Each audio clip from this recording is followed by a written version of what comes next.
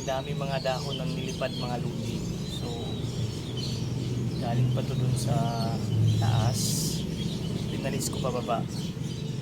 So kung titingnan mo siguro 2 sako talaga, hindi ko pa nasali dun sa kabila. So kakamayin ko ng mga idol kasi tatagal ako dito pag winawalis ko. So kakamayin ko na para mas mabilis.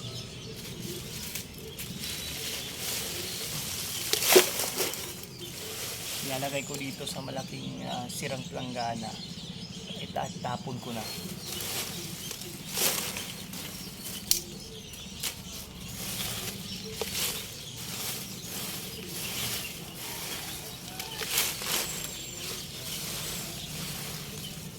So, sobrang dami. Ang bihira. Sakit sa likod. Yung ganito palagi, ewan ko lang, hindi ko kakayanin.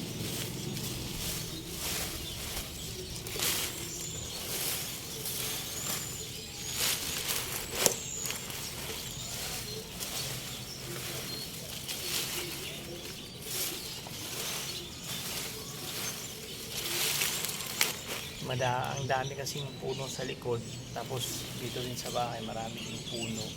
Ang lakas ng hangin, so naglagasan yung mga dahon. Hindi ko naman to kukunin o lilinisin, mas lalong dumami pa o mas lalong dadami pa pagdating ng susunod na mga araw. Tamang tama, Sabado naman ngayon.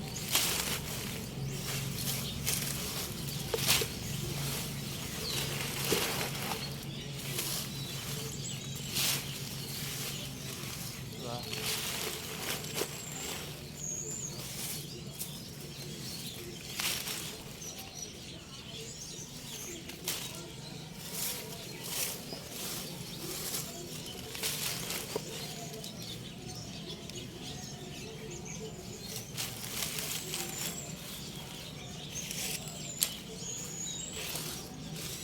Parang lumabas na yata yung bagyo na ang pangalan ay napakasarap na kakanin, si bibingka.